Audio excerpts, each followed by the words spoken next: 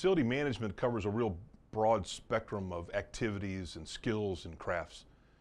You've got property to manage, you've got assets that are contained within that property, you've got buildings, you've got custodial responsibilities, you quite often have landscaping, you have maintenance, you have energy and utilities to worry with. You have one of the big problems, which is personnel.